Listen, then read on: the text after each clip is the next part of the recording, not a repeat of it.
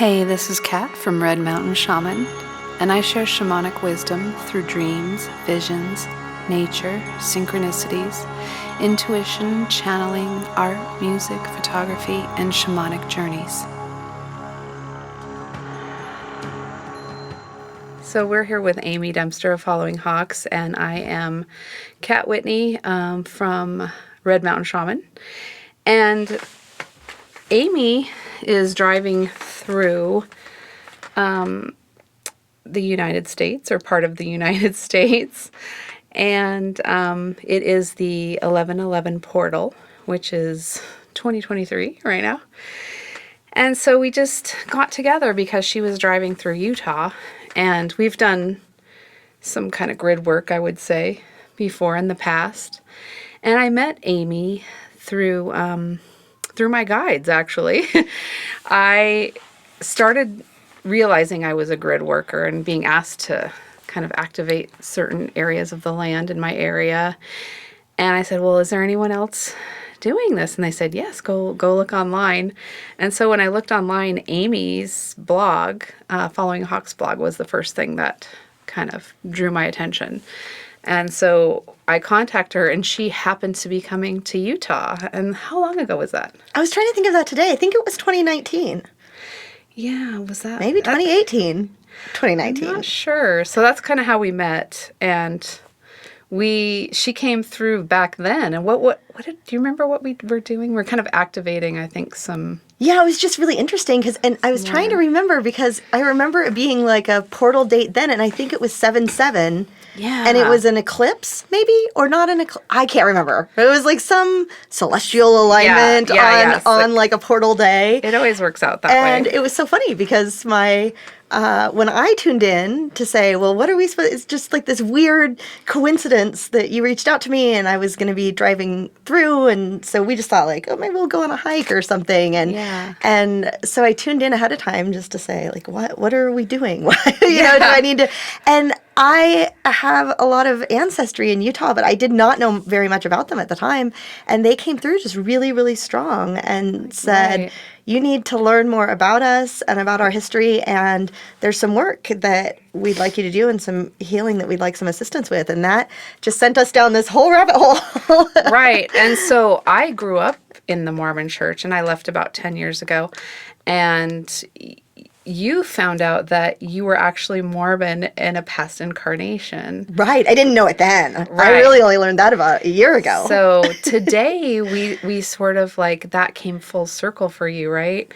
And you really learned about like who you were in that incarnation, which is really fascinating to me, because what we did today was visit a second grave site. The first time we met, we were also at a graveyard, which was a Mormon pioneer graveyard.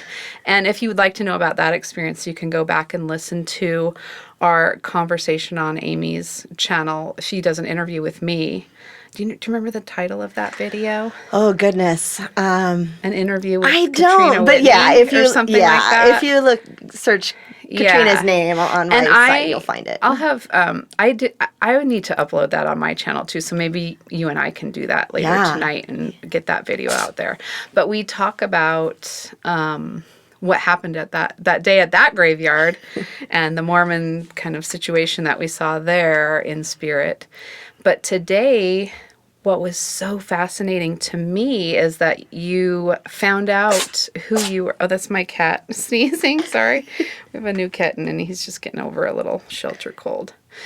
But could you explain, like, how you found out, just in a nutshell, kind of quickly, how you found out who you were in this past incarnation?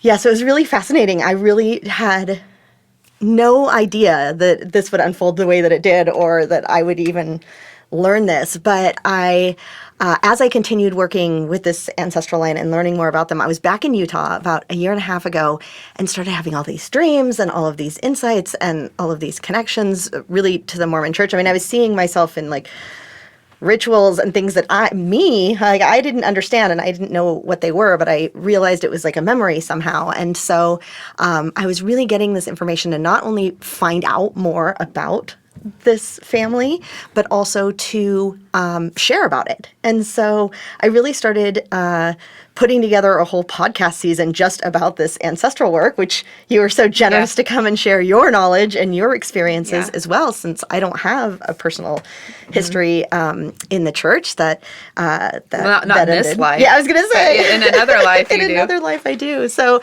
I just thought during this period, while I was doing the podcast series, I thought, oh, wouldn't it be fascinating to have have a reading done, where somebody can give me a reading about this? Because I had a sense. I had gotten enough kind of information that I felt confident that I'd had a past life in the Mormon church, but that was it. I didn't know anything further about it. And so through this reading, this information had come out about that not only did I have a past life in the church and in Utah, but actually it was within my own lineage. And Carrie Koss, who did the reading, was able to give me a fair amount of detail, but not enough that I thought I would be able to track down who this person was. So I wasn't even going to try. I didn't think it was important. And so as I worked on the podcast, as I researched more, as I had more interviews, really I started receiving messages and downloads about who exactly it was. And so I started looking up the information online for this person, and it was not only really clear that this person and I had a lot in common, because within the Mormon religion, of course, they document really detailed information about their lives and put it online. So it's not just dates and details. I was able to really learn a lot about this person and see how many similarities there are, including a significant injury he had at the end of his life that echoes a recurring pain that I have had my entire adult life that nobody has ever said. Everyone who's looked at it has said there's nothing wrong with you. It was so much pain it would make me limp for years and years and years. And so is that pain getting any better since you've been healing this ancestral line? It was slowly resolving as the time went by. And after I finished this work once I learned who this person was and actually worked with them in spirit, and worked through that, the pain, I literally woke up and the pain was gone completely. And it's been a year and I have not had any pain. It completely That's went amazing, away. because that's like a big testament as to how ancestral trauma can carry through our DNA and through into different incarnations. Yeah, It's and just into our physical fascinating. bodies in such a profound way. Like, this pain started in my early 20s when there was no reason to have it. Yeah. And all these years, nobody could figure out why I was having this pain. And then it has just, as I've done the work, it had lessened and gotten better and wasn't as bad. And now it's gone completely. That's amazing. Yeah. And so the first time we got together and we went to the graveyard, I remember saying, oh, it's the third row over, down halfway, and there was the grave. And then today we went to the graveyard where this person was buried that you're talking about. That's like an aspect of you, is what you've come to understand. Is that correct? Another fractal of my soul. Another incarnation that you had.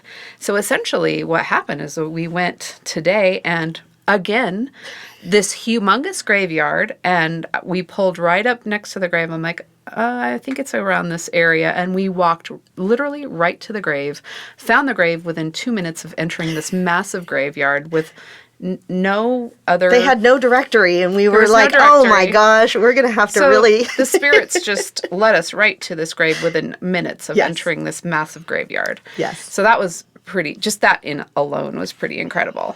So can you tell us a little bit about what you experienced today when you went and it was like you were visiting your own grave, because that was like a past, probably your most recent incarnation, I would think, because he passed away about 20 years before I was born. Yeah. So, you could have had other ones, but it seems like a very recent, or the, most significant, whatever needed to be healed from that incarnation.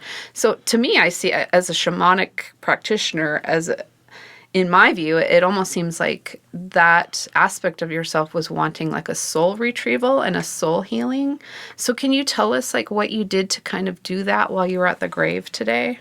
Yeah, I mean it's been a process, and really it was started with last year when I really finally made the connection with him, and I realized that a lot of what had been driving me to do this work and do this research and the energy that I was feeling move through me was really, him pushing to get this work done that really he couldn't do in his lifetime, right? He couldn't do within the confines of the church and within his role.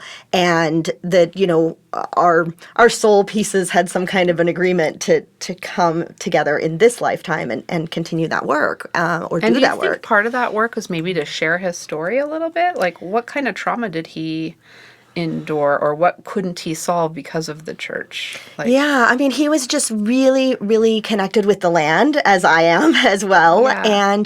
and really felt deeply for it, and could see some of the harms that were being done energetically to the land, and it wasn't acceptable in that time to even talk about those things or to do that. He did what he could, and then the furthermore of it that I think was probably more traumatic to him or more needing healing was that, as a man in the church, and we're talking, early 1900s, for a first half of the 1900s, really, that he would have been in a position of leadership or power, but felt really conflicted about it, and that I think he saw a lot of what was happening, kind of in the dark corners, in the background, right, and that.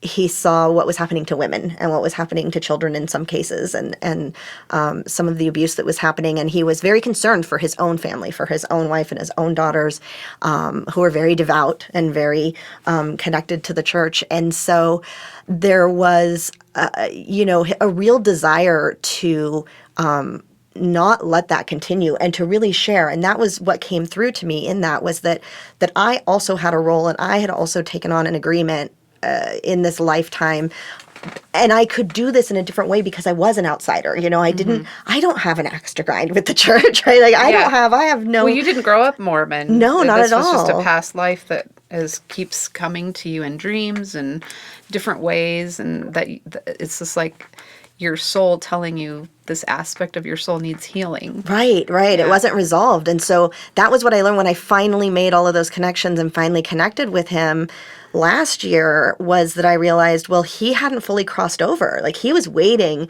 And that's what I think that was part of our agreement, right? He was waiting to do this work with me. And so, so I helped him be able to kind of process that and cross over. And I felt a huge shift afterwards, and things felt like really resolved. And I really felt, I was like, okay, now we're done, right? Like now we've really reached kind of this was where we were trying to get to. And so, fast forward now, a year has gone by, and I wasn't planning to come back to Utah anytime soon. And all of these details fall into place for me to be here on the 11/11 portal weekend, of course. I mean, it seems like every time we get together, there's some sort of astrological alignment. Right. And of course, I should know better, right? Because I'm like, no, Kat and I are just going to hang out and have a fun weekend. I'm not doing any energy work. I wasn't planning on doing anything either. I was just like, yeah, I get to see my friend. Right. But that's of all course, we were going to do. We're led to do these things. Yeah. So another thing that we did today was we went to This Is the Place monument, and that is, if you didn't grow up Mormon or you don't know what that is, it's actually like, it's kind of on this big bluff, and it overlooks the Salt Lake Valley.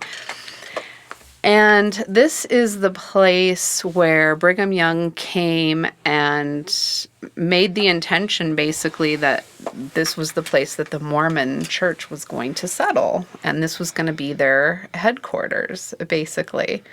So do you have any feelings about, like, how you felt today about going there and what we did? Yeah, it was really interesting because all the times that I've been here, I've never gone to visit that monument for whatever reason. And lots of people have asked me, oh, have you gone to visit that monument? Oh, and I never did. And I was saying, like, I felt like 2 days ago that This Is the Place came into my mind. I'm like, oh, she's probably already been there. And so I didn't really bring it up, but then you brought it up. I'm like, oh yeah, my guides brought it up to me too. So then we're like, oh, I guess we're supposed to go there. I guess that's what we're supposed to do today. Yeah. Yeah. So Yeah, so it was, and I had, although I hadn't been there, I did have a quite intense journey, maybe a year and a half ago, where that location was pointed out to me repeatedly, and I felt like I needed to go there, but it wasn't. It also didn't feel like I needed to make a special trip here to do that. Right? It was like, well, whenever I'm next in Utah, I guess I'll visit. And so yeah, the pieces just fell into place for us to go there. We weren't really sure. Divine timing. Yeah, how it was going to work out. Like it happened. Things happen in divine timing when the land is ready to be healed, or when there has been enough consciousness activated to do the work with that so location. that's all in harmony with that location. Yeah. So when we went there today, I think both of us actually felt like there was a lot of sparkly, clear energy, and that a lot of work had already been done. How did you feel about that? Yeah, it was very, I really wasn't sure what to expect or if I would get more information, but it really felt, again, like that was the message I received yesterday that sent us to the graveyard and sent us to this place kind of unexpectedly, was that it was really a closing of the loop, right? That it was a completion of what, I think has been 4.5 years of, at least for me, ancestral work, but also work with the land, because outside of the ancestral work, I've been doing a lot of readings and clearing and healing. Like, people from Utah just keep coming to me, right? Even though you're all the way in Montana, right? You keep getting clients in this area, right, which is really interesting. Right. And when I was there today, I just got the message that I just heard this is coming to an end. Like there's a cycle that's coming to an end. So I don't know exactly what that means, but it feels like, yeah, there's a cycle that's coming to an end. And anytime anything comes to an end, that means there's also going to be a new beginning. Right. And so I wanted to also talk about, like, you and I and our personal lives. Like, I know, like, on 11/11, yesterday, was that yesterday? Yeah. Yeah. Like, I was just kind of dizzy yesterday with all that energy coming in. But my son moved out on 11/11. And then you are just splitting with your partner, like, just really super recently. You're still processing that and figuring out what you're going to do. So, I mean, both of us are having some, like, major shifts in life transitions. Life transitions, for sure. Yeah. So, and I feel like collectively too, like when and anytime something is trying to rebirth, you've got to have a death of something else. So I try, even though these transitions can be difficult and painful, like I went into my son's room and it was like totally empty, and my cat was in there kind of meowing and missing him, like, where is all his furniture? Because that cat has been with him through all kinds of turmoil and sicknesses that he's had to deal with, which was also part of my initiation as a healer. But I just held the cat and we kind of cried for a minute, and it's like, it's okay. There's going to be like a new chapter, a rebirth. So trying to, like, and then I saw this vision of this waterfall, and I just felt like, go with the flow. And what we talked about today, like, I wanted to bring that up too. I thought that was really beautiful what you were talking about in going with the flow and the mystery. Can you talk about that? Yeah, well, I was just sharing that, somebody actually who's been on my podcast recently and who I follow on Instagram, his name's Keone Hanalei. He's a native Hawaiian who shares all about fern medicine and works very deeply with fern medicine. And I had seen an Instagram reel or post that he had done recently where he was talking about the fern, and I don't remember the name of the fern, but the fern who is connected to the idea or the energy of divine mystery.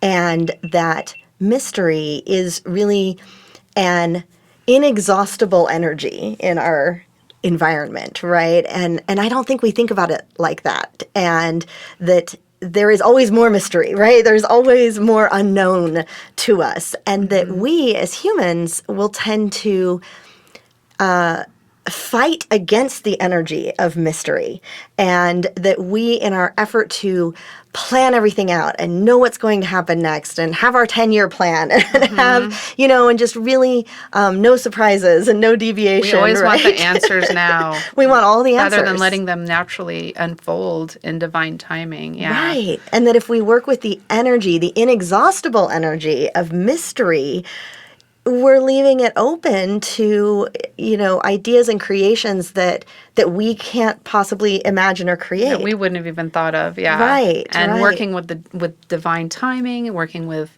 the divine and the divine within us to allow for things to unfold in like a natural way is like, I think that's really beautiful and kind of exciting because, like, I don't know what's going to happen. What's next? And so, instead of forcing things, like, I just keep getting this vision of like waterfalls, rivers, be like the water. Mm-hmm.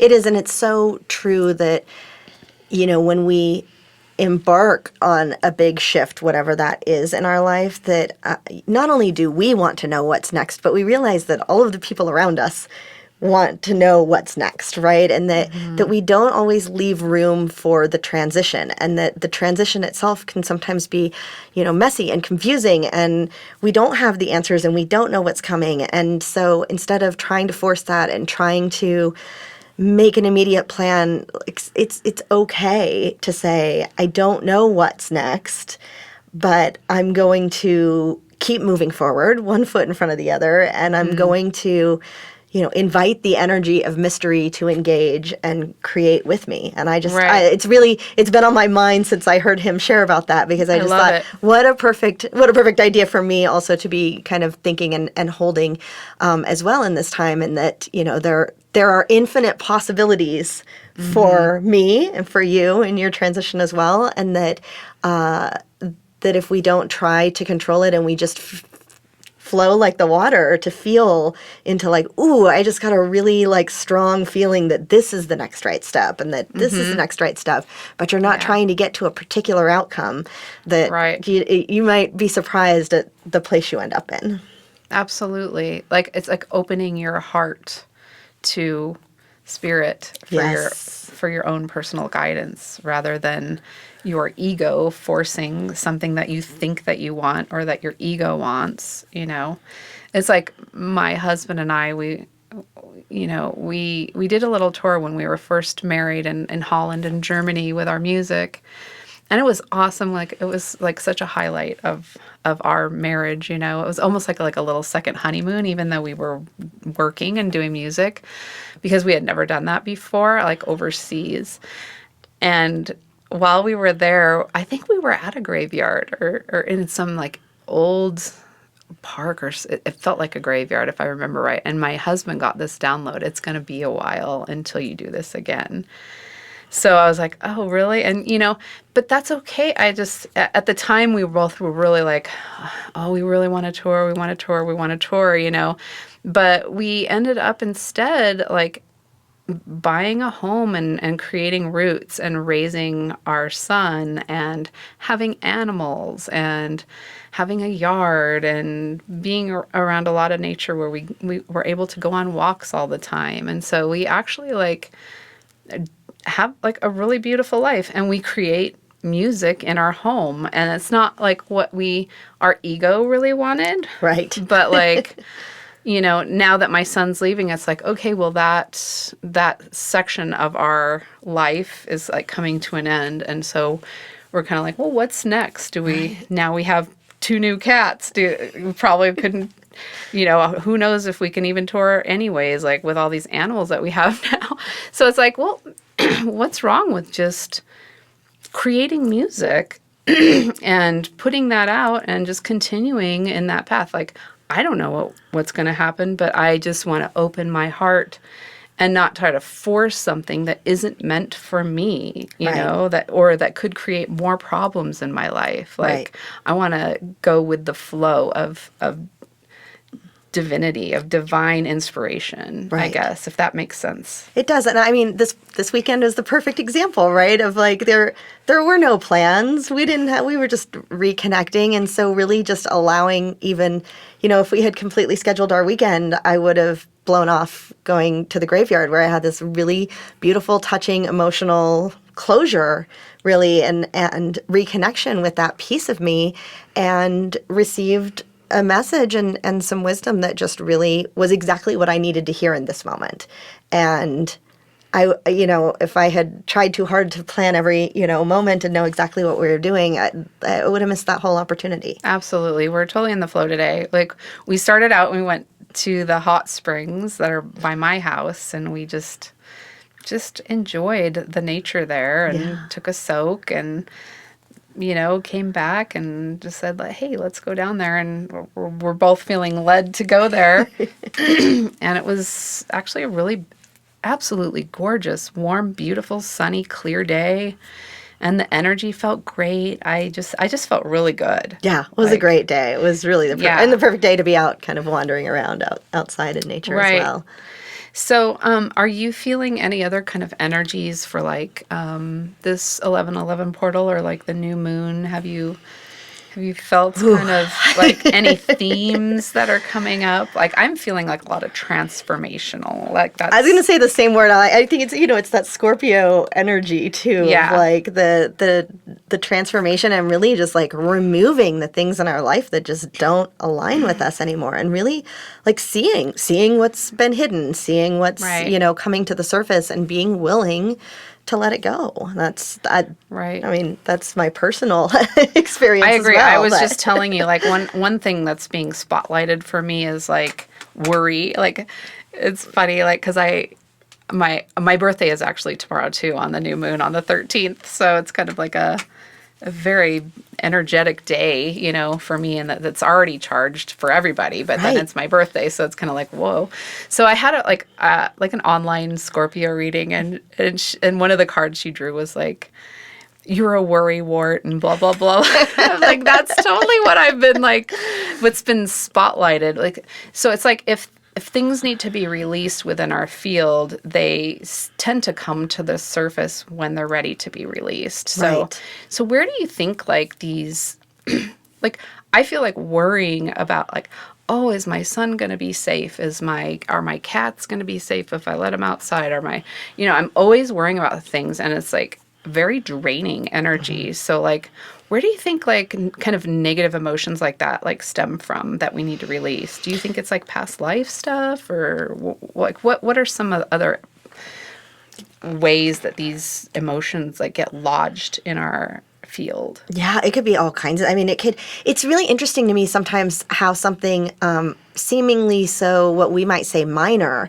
even in our own lives, created that kind of energy of, in this case, worry, right? Like, one little thing, but it takes some time sometimes to go back and find that, or figure out like where in your field is it. But I think it's a good sign when it comes up and you notice it and it's there, and you're like, oh, you're okay. acknowledging, like this is me projecting myself into the future, right? And not living in the present moment when you're worrying, right? And this is me going into all of the potential future timelines and trying to control or predict or prepare sometimes it's like a preparing of like, well, what if this happens? How would I handle it? Or how would I feel? Or so that if it does, it's not as horrible as, because I've already imagined it. And but all of that, robs us from living in this moment and enjoying the moment that we're in. And so sometimes it's just sometimes, I just will ask when something's saying like, please, can you highlight and show me where this is coming from? And then, you kind of have to wait sometimes, right? Like over days or weeks or sometimes longer, right? Where you like start maybe seeing go into it. like a meditation and see if like spirit will show you exactly like why does this keep resurfacing? Yeah, this weird little thing happened to me when I was 10 years old that caused me to worry so intensely that I've now spent the rest of my life feeling worried in a similar fashion. But it also could be a past life. Absolutely. Right. Like when I had a quantum healing hypnosis regression session, and both times I had two, and both times I saw that I was in a teepee and I had family, tribe around me, and my husband had passed away in battle. And I was just beside myself. Like, and in these past life regressions, I was literally like crying. Tears were coming out because I felt the emotion so strongly. So I'm almost wondering if like sometimes we can have like past life stuff, like traumas that happen, like where there's this like deep seated thing that comes from this past trauma that we just need to be like, it's okay. You know, we need to release that and ask for some healing Yeah. within those traumas that we've all experienced in a multitude of like past lifetimes. Yeah, it's really fascinating. And it's fascinating, when you think about time and timelines and how that works. I mean, I had just the, weirdest sensation after really kind of helping that other soul, that other piece of me, cross over. And it took me maybe a week or so for the energy to settle. And literally I woke up one day and I was like, oh my gosh, I feel amazing. Right? And I felt like more like myself than I have felt in, a really long time. Right. And so I realized like I had like kind of been in this alternate timeline, like working with this other piece of me. And I think that's how we do those things, right? Is like I was able to just like shift my consciousness just a little bit to be in that space and to work on that. But that going through that process and doing that, and again, I had no idea that's where this would all lead. And we're talking, 4.5 years I've been working with so sometimes things are simple and it's not like there weren't things happening all the way along that time, but like to really feel, and again, even from last year to this year, to really feeling that final piece. Really, right? Who am I to say final? Because every time I say it, another layer gets peeled back in some other way. But but that's part of the mystery too, right? Right. It's like we're really complex beings and we're existing in many timelines simultaneously. And so, how do we connect with the ones that are for our highest and best good? And how do we connect with the ones that can help us to work out and resolve and release some of those things that are maybe causing us, issues in our life today.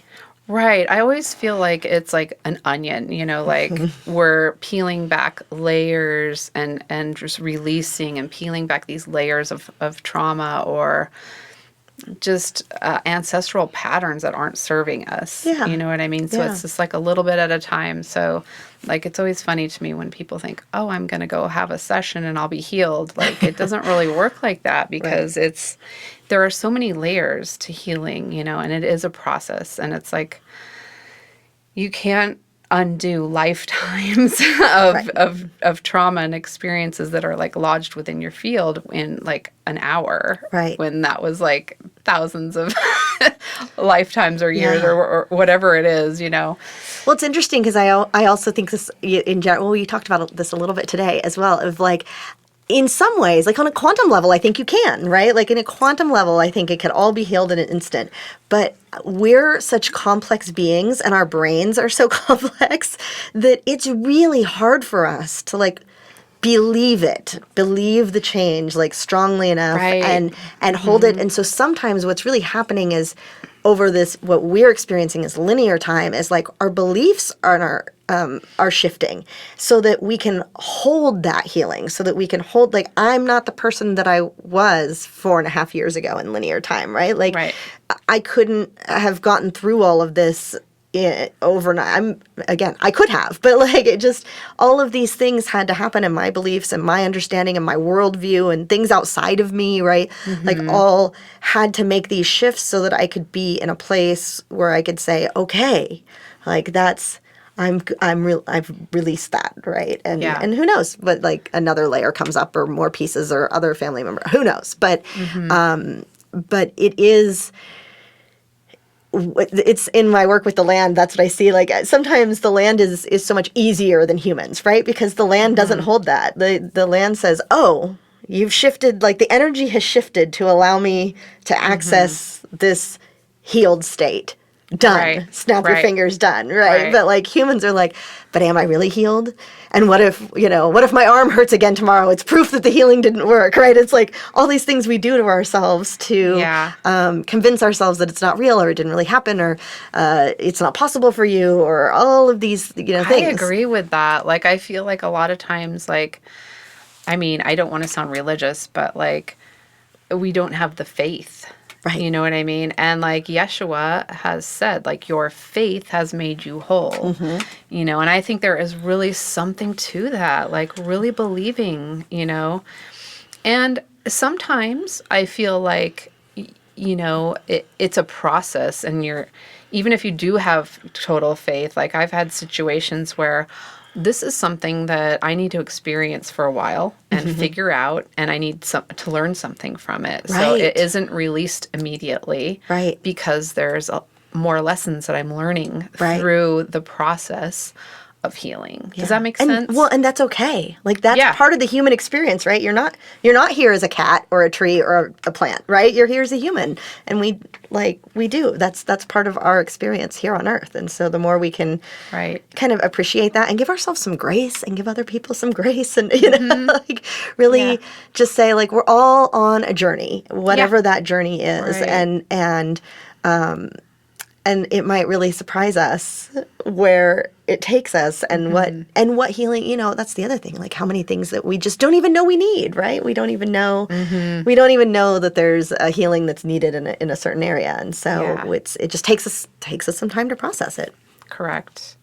And I think sometimes it's good to get another perspective, because sometimes we can get so wrapped up in our own thoughts and head, like that it's difficult to see what we need. Like, I sometimes have a hard time reading for myself Absolutely. Yeah. because I've got like my own biases and stuff, like, or I just sometimes need another person to see that isn't emotionally charged or connected to my thing, like, so that's why I love, like, with you and like sharing, and my friend Kimberly, sometimes we'll just get on the phone and we'll kind of give each other a little bit of a reading really quick, because we're not as emotionally attached to It's each so other's. Do you know what I mean? Like, Yeah. what do you think about that? No, it's completely true. It is hard for us to get out of our own way, and I think even in the work that I do in teaching people like how to work with the land in this way or whatnot, I realize like we're our own biggest enemies and blocks, right? Because especially spirit communication is so subtle, and we receive it in so many different ways that it's really easy for us to dismiss it, especially because we have all these examples on like TV and movies and whatnot that are showing us these really dramatic ways in which Right. that people can connect with spirit, and sometimes that happens, but usually it's much more subtle. And so what happens is that we receive the information, we're tapped into the energy, we're getting it, but we find all of the reasons why it can't be true, right? Like, it was showing me a picture of this book, but I was just reading that book last week, so I think that was already in my head, and so I just imagined the book, and it's not really the book. I made it all up in my head, right? That's It's just a we do coincidence. that all the time. Yeah. And what I like to say again is that time isn't linear, so it wasn't last week that you saw the book and then today like you saw the book in your channeling or your journey or whatever. It's like from a time and a perspective, spirit, your higher self, whatever, knew that like you were going to need to receive this information today. And so it was planted in your consciousness last week, right? So that you would already make that connection of, oh yeah, I was reading that book last week and that information was in there, Right. or whatever. Or they send you to go do a Google search and you just think, oh, spirit wouldn't tell me to do a Google search. They tell you all the time to do a Google search, Oh, right? yeah. It's just easier. That's how you and I met. Right? Like, it's just Yes. they're like, it's too hard for us to explain. Go look it up online, right? And then you find whatever specific piece of information explains what Right. you need. And so Right. I think, when we can just learn to say, okay, I this seemed weird, or maybe I made it up or whatnot, but maybe I was tapped into the energy. And I think you're right, the more we compare notes, and that's why, I've created, the practice circles for reading the land that I have, because we all tune in together to one location, and then we all share what we got, because in Right. doing that, you're able to compare notes, and the people kind of sitting on the sideline saying, well, I didn't really get anything. And after 4 or 5 or 8 people share, they'll say, well, actually, I got that you got, and I got that you got, and I got that you got, right? Right. And then, like, it really creates that energy and that trust in ourselves, because most of us in our culture didn't grow up with Yeah. anybody teaching us how to really tap in and tune in and trust Right. that inner knowing that we have. And somebody who would like kind of like poo-poo, oh, that's just woo-woo. Like they would say, oh, all these intuitives are just copying each other.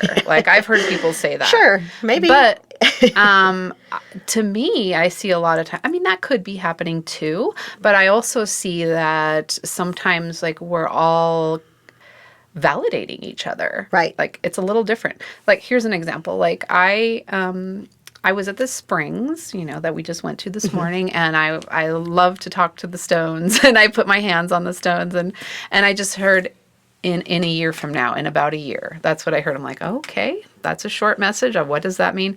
Then my friend Kimberly gave me a reading, and she drew a card that said a year from now. Like in the same week. Right. So this brings us also back around to synchronicity. Right. When you get multiple same messages over and over again, I'm like, okay, that's a message from spirit, So then I'm like, well, what's going to happen in a year, And I kept thinking, oh, probably another year of this, like, crazy dismantling, exposure, revelatory energy, bringing things to the surface, to the spotlight that are corrupt, that are not serving humanity, so we can heal them, dismantle them, and hopefully start something new, like a death and rebirth kind of a thing.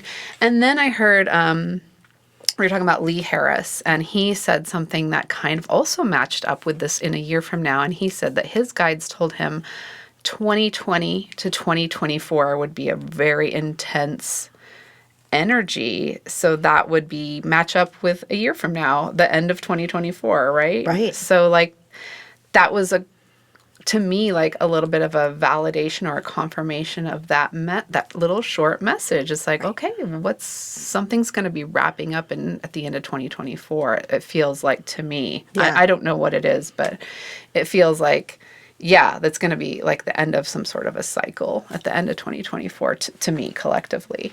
Yeah, and I think it's interesting because, each of us has a different kind of energetic ability, right, to tune in. So even when you talk about, so the themes will be the same, but when you really listen to the messages, they're not copied, right? That it's not, each person may, say, ooh, I saw something similar, but it looked a little bit different. Or I saw some, and you just realize, right, like some people are more clairvoyant, some are more clairaudient, some are just like really strong empaths or feelers or whatnot. Some people, see colors and shapes and don't get it, words at all, right? And so once you start kind of putting that all together, it really weaves a beautiful image. Tapestry of everybody has their own puzzle piece. Right. And then you come together and you listen to each other, and then it kind of like creates this beautiful puzzle, right? Like you told me one time, like we're always talking about the energy in Utah because I just think it's so fascinating. But me too. I wanted to know if you could like share what you saw energetically, like that energetic beam or something. Like, could you talk about that a little bit? In Utah, it's so interesting, and I just realized another part of it that we didn't talk about when we were talking about it earlier. But before the first time that I came to visit for us to connect, when I had tuned in and kind of asked for information, I was shown this really big, brilliant beacon of light that really covers like the whole Salt Lake Valley, right? This really strong, energetic portal that's here. And was just told that, people historically, ancient people, indigenous people who had been in this area forever, like this was just a really well-known spot and crossroads.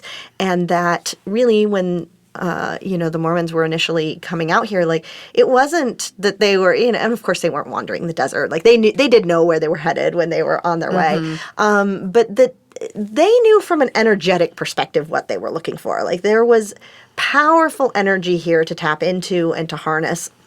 that would help them to grow the faith and broadcast their message and do all. And that's what they were looking for. They wanted that energy. And the other piece that we didn't talk about, I forgot about until right now, is that we did talk about that. Salt Lake City is on I believe it's the 42nd parallel, which is a really powerful, if you follow that parallel all the way around the world, civilization building parallel, right? Like the climate is really nice. It's kind of like not too hot, not too cold. It's wonderful for agriculture. And Peter Champoux, actually, who is I think he calls himself a spiritual geographer, geomancer type of thing. He was the one that kind of turned me onto this idea, because he had mapped the movement of the Mormons across the United States. And as it turns out, every major stop they made, every temple, as they kind of came to Salt Lake City, was on the 42nd parallel. They were following a grid and following that grid line all the way here. And so when I want to say coincidentally, we realize that that's what you're going to be following when you are heading, like you're basically going on the Mormon track. I'm going to follow the Mormon trail, and I didn't even mean to do that on purpose. Yeah. Continuing on from here. And so the other interesting piece that I can't remember if it came at the same time about that beacon of light or not, but in similar kind of timeline, is that I have been working this north-south grid, this latitudinal grid, that my guides call the corridor of light. And it's the Interstate 15, it's the I-15 corridor, which, at least in the U.S. stretches from, Montana to Arizona. Were you the one that called that the crystalline corridor? Or was that Sandra? I've heard Sandra Walter refer to it, and she hasn't pinpointed where it is, but every time she's mentioned it and I've kind of put the pieces together, I'm like, it's got to be the same grid or really close by. Like it's got to be this. So if it's the same thing, she calls it the crystalline corridor. My guides call it the corridor of light. And that goes through Utah? And it goes straight. It's I-15, right? And every Mormon temple is on this grid, right? Yeah, and which I thought, same thing, I thought was a coincidence when I first looked at it. I thought, they put the temples closest to the interstate because that's where all the people and the cities are. And then I was like, oh no, it's totally the opposite. They put the city, right? It was before the interstate was there. They put the cities on the grids, and they put the temples on the grids, and everything, follows along this. And even, as you go down, like Tempe, Arizona, right, is also on this grid. Right. And there's some really, Helena, Montana is on this grid, which is also a very, powerful spot. And so what's funny is when I had this conversation with Peter on my podcast about this, and we were talking, he was sharing about the 42nd parallel, and I was talking about the corridor of light.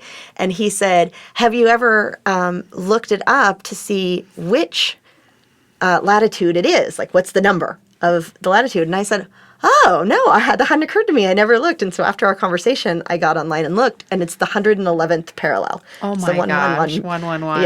Yeah, like parallel crosses. And so it's just a really, really powerful energy spot here.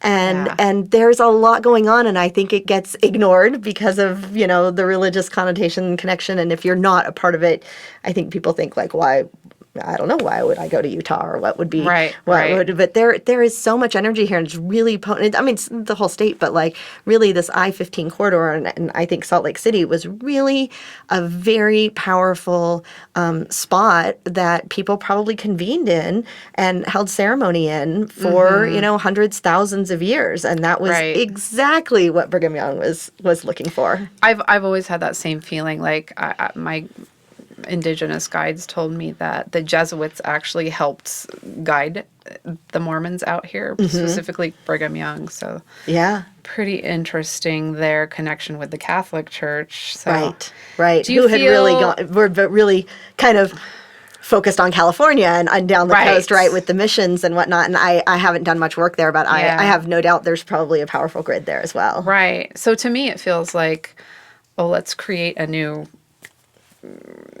religion to kind of harness the energy here. Right, that's what they were doing. Yeah, that's what I feel happened here. Yeah, that by tying into that, right, you're just really tapping into that energy to amplify whatever it is that you're doing. You're already doing. And that's what I've seen a lot of, is that, through tying temples to the grids and really, kind of sinking their energy into the land that way, what's really happening is and the water too, right? The grids, the water, all of these things, is that those, light and water are powerful carriers of information. And so once you implant, whatever you want to call it, that your message, well, you were saying broadcast. They're broadcasting. They're broadcasting And so, it. like, we've got a kind of like a ground zero for the Mormon Church right in Salt Lake City, where you saw that portal of light. Right. And then from there, they broadcast out, and they've pretty much become a global religion. Right. And I mean, their angel on top of every temple has a trumpet, right? Like it's really like they've tapped in beneath the earth to this. They're pulling the energy up through the temple and broadcasting that frequency, which not a lot of people can see, or whether or not they're conscious of it. But it is you're very much kind of held or entranced by that energy if you're not really conscious of it, or if you want to, right? There's a lot of people that want to be tapped into that frequency and want to. And so if that's the case, I'm sure this place feels very comfortable and welcoming and supportive of what you're looking to do. And so Hi, Kitty. It's been an interesting journey for me to really kind of learn how a lot of things happen. I mean, obviously we're talking about the Mormon Church because we're here and we're in Utah, but like they did not pioneer this idea, right? This is not, this has been happening for millennia across many religions and churches, and you can look in all over Europe and at the churches there and how they were built and how they were put on important sacred sites and grid lines, right? Like the colonists and the colonizers of America did the exact same thing. And depending on where in the U.S. you are, in most cases in the U.S., right, it wasn't for religion. In most cases, it's like the government buildings and the banks have been placed on the power sources. And so, when you look at the East Coast and you look at New York and D.C., right, like these places were founded in order to concentrate wealth and power and and government control right over the people, and that's the frequency that they're broadcasting out and sharing. So you were mentioning you feel like you've gotten emails from a lot of other people that are doing what we're doing and trying to return these grids to their natural organic flow. And trying to disconnect them, basically, almost like unplugging this religious inversion that has kind of hijacked and siphoned the natural energy there.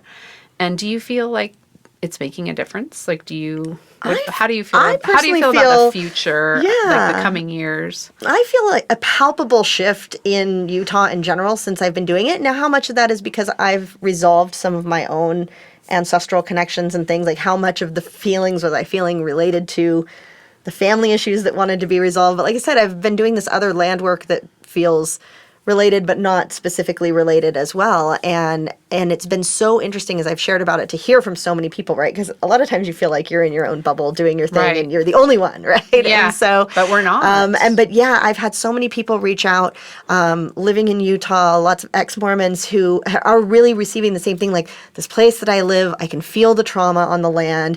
I'm receiving, messages to assist with it. And so also they're feeling a little less alone when, coming across some of this information and the things that I've been sharing and working on. And so I'm grateful that I'm able to share that. And so it's nice to know, like, there seems to be a real network of people doing this work, feeling the call, and really, I think that's the thing is, in working with the land, especially, like, I'm never seeking to impose my will or what I think, right? That I don't walk into a place and say, the energy feels off here. It needs something. I'm going to do something about it, right? That I always ask Spirit, like, what do you want me to do? Like, on our last trip, I went really close to where you live, actually, up in northern Montana. And on the way back, I was like, well, it's been kind of an uneventful, is there anything I always ask the Great Spirit, the God. Right. And I said, is there anything you want me to do? And I heard, go stand in the river in Twin Falls in front of the temple. So I think, like you were saying, the water has a lot of energy. And so, like, I think what was happening there was like the temple was siphoning the natural energy of the land because it's literally right next to the river, Yeah, the I've Snake been there. River. Yeah, it's very imposing, the Yeah. temple over the water there. Right. Yeah. And it just felt like it was almost like sucking up. And so I mentioned that on one of my past videos, and somebody said, oh, yeah, I'm in that area as a counselor. And I've had other people say that they've seen the energy they're actually siphoning off of the people there too. Like, Yeah. so if you're intuitive, you can kind of see these things, like it's very interesting. But today, I mean, I don't think the work is like done or anything, but Right. it did feel like really good today. Yeah, Like, I just feel like the energy has shifted a lot in the Yeah. past, say, 5 years. A lot. Me too. Yeah. Too. I think a lot of people are realizing that they are no longer wanting to give their power over to outside authorities that are a lot of times ending up being corrupt. Right. Yeah, and that I think the people are starting, well, unfortunately, I think a lot of people who leave religion just completely, like, don't want anything to do with God or spirituality. They think that God, I mean, how do you feel about, like, what would you say to somebody who has left religion and is just, like, mad at God, that, like, God has done all of this? Right. Well, and I mean, I understand, especially when they feel like they gave their life, really, their time, their energy, their money, their family, right? Like, all of, depending on your church, that they were duped, right? Right. That they so they're feel, angry. Yeah, like, and I rightfully went through so. that. When I left the church, I was really upset. I cried for 3 days, and I'm like,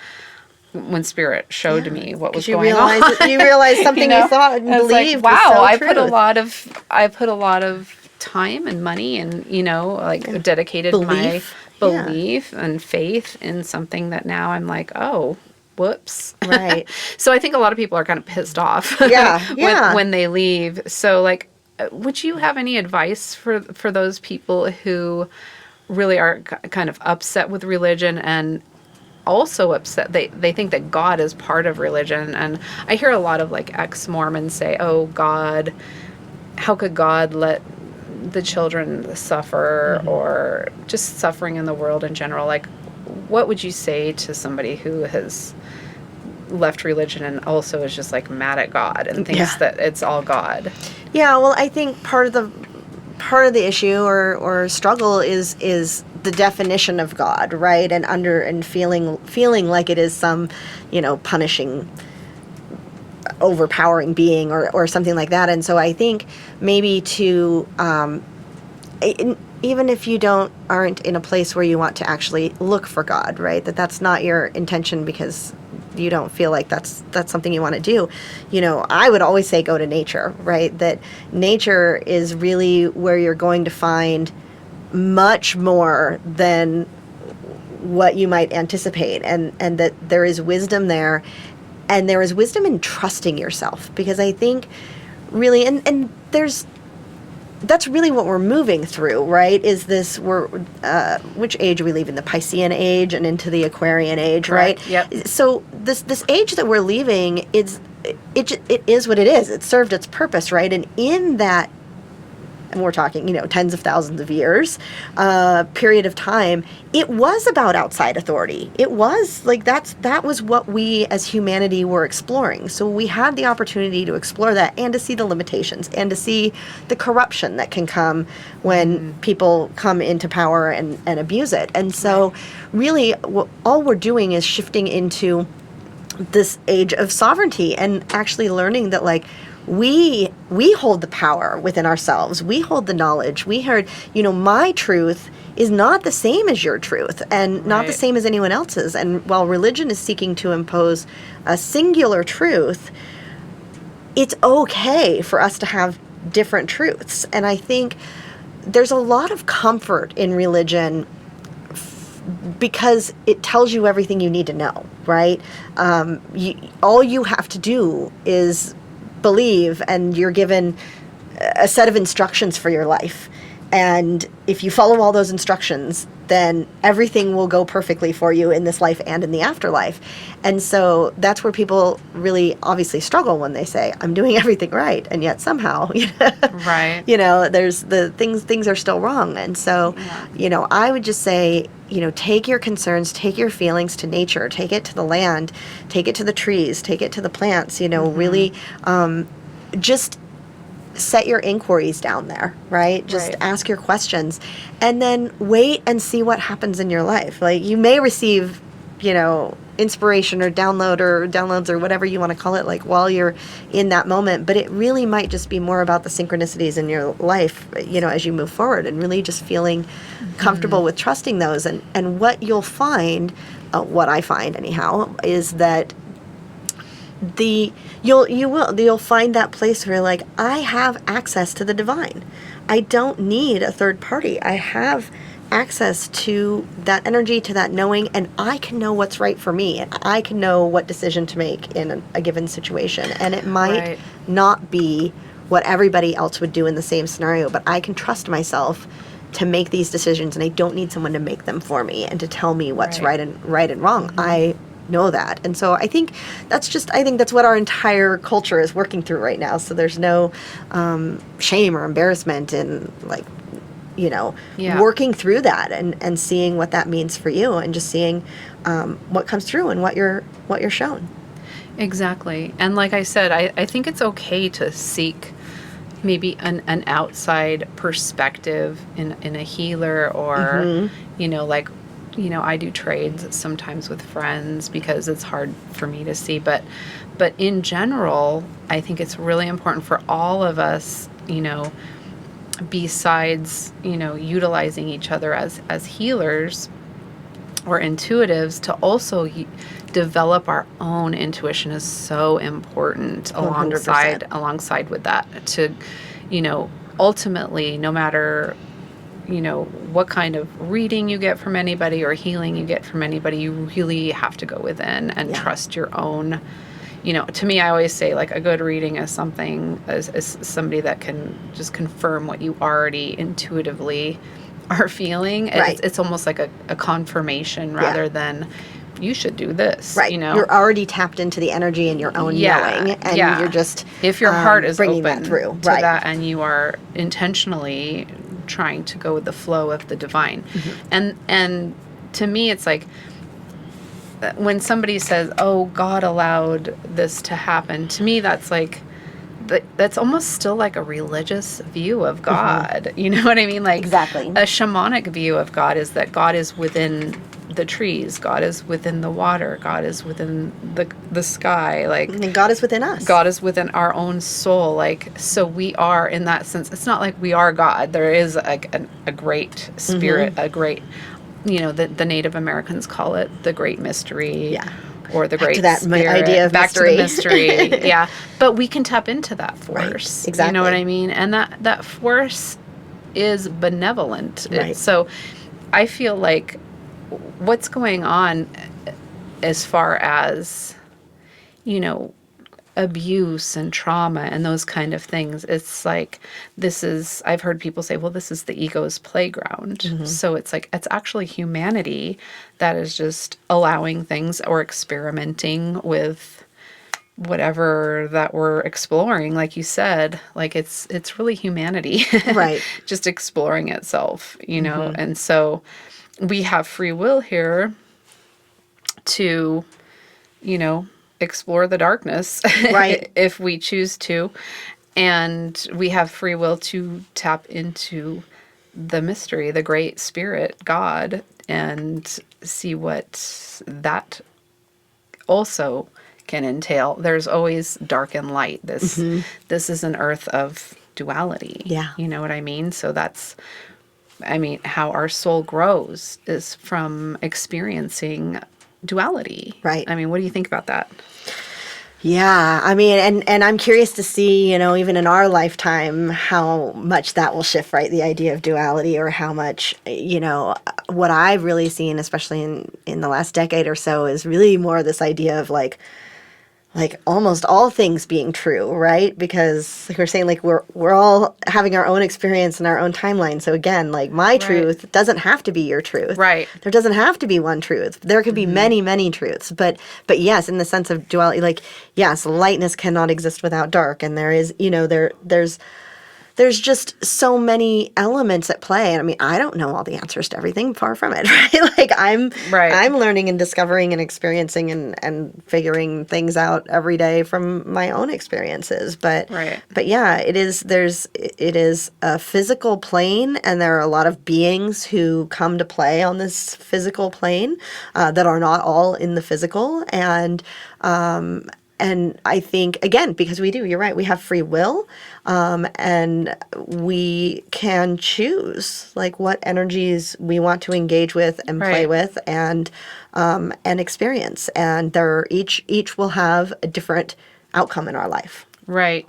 And I've found for myself, like the more that I connect with the Great Spirit or God, that force of God within myself and within other beings and within nature, the better my experience Yeah. usually becomes. Right. Like, And the it's not, clearer. yeah, Yeah. it's not that you don't have problems anymore. Right. And, it's not that problems go away, but it's just that your connection to spirit, to God, is like creates more of a flow so that you can be go through life without as much of the dark influencing you Right. and creating unnecessary issues that your soul is not asking for, Right. if that makes sense. So I feel like when people like reject that connection to spirit, it's a lot easier for darker influences to come in because they're just not connected to the light. Right. Like when you're connected to the light, you just have I feel like you're more protected. You're going with the flow of the spirit. Does that make sense? I mean, what I'm saying a little bit. It's not that it's not that like everything goes away and there's no problems, but Right. I just feel like it's easier. Yeah, in some ultimately, way. like the light illuminates things for us, right? Like not that, and the same thing, well, I think I saw a quote earlier today, something about like, the darker the night, the brighter the stars, right? It's like sometimes you need the dark in order to see Right. the brilliance of the light. And so and it's true, like we can come here and explore and play and do as we choose, really, and there may be consequences like depending on Right. our choices, and Yeah. and we're not going to choose, I hate to say correctly or right, like, because it's not necessarily the truth, but it's just like we're not going to get it right for ourselves every time. Like sometimes we're going to explore something and say, oops, or like, whoa, like that was Yeah. quite the learning experience that I don't want to have Yeah. again. But I saw it and I learned it, and I won't. I'll see it coming next time, right? Like Right. I'll understand that energy, and so so yeah, I don't know if everybody was in the light and perfect and whatever, like that would, is that heaven, right? Is that plane that already exists Yeah. that you can go to if that's the experience you want to have? Or do you want to experience contrast and duality and light and dark and finding your way through Right. that, and some of those experiences can only be had, at least right now on earth, right? That like that's Yeah. where it's possible for your soul to grow and have those experiences. Right. I mean, I've heard it said that Earth is one of the most difficult Yeah. places for and quickest ways for soul growth, Yeah. because it is such a place of duality. But do you feel that we are eventually kind of like moving into a new age? Like I feel like we've kind of gone through like these so many cycles of darkness and learning and soul growth collectively that we're kind of coming to an end of that in a way. And that, I mean, this is what I've been shown, is that we are kind of like, I don't know timing wise, but it feels like the earth is ascending and that we're moving out of duality for Right.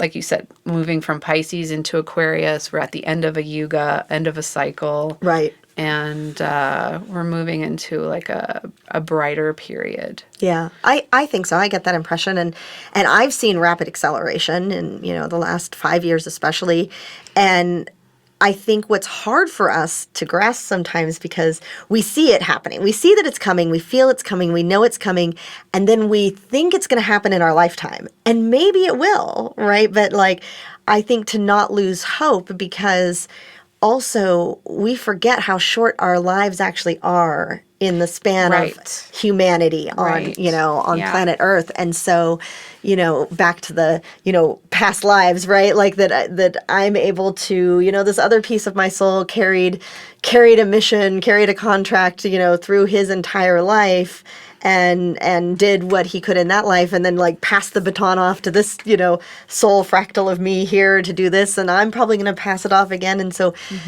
is in the epic of humanity on Earth, like a transition period might be 500 years, maybe it's 5,000 years, I don't know, right? Like Yeah.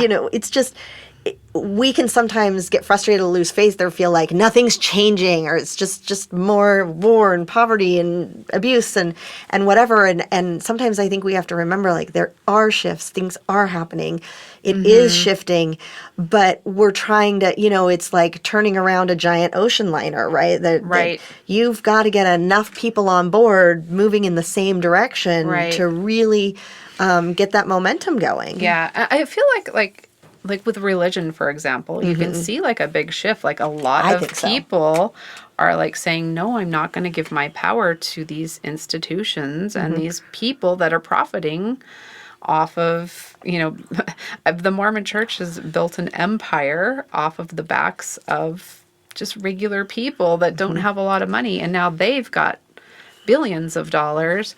And I think people are starting to see, well, they've got stocks in big pharma, all this stuff.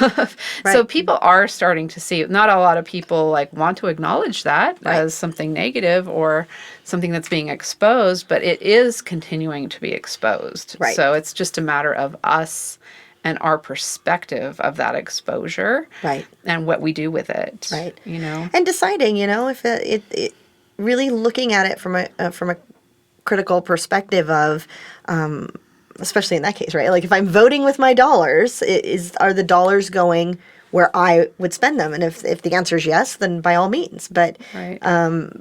If it's no, really thinking through, like, is this organization, whatever it is, church or otherwise, your job, your like wherever you're putting your time and your energy in your lifetime, like, is this supporting the this future Earth planet consciousness that I want to see?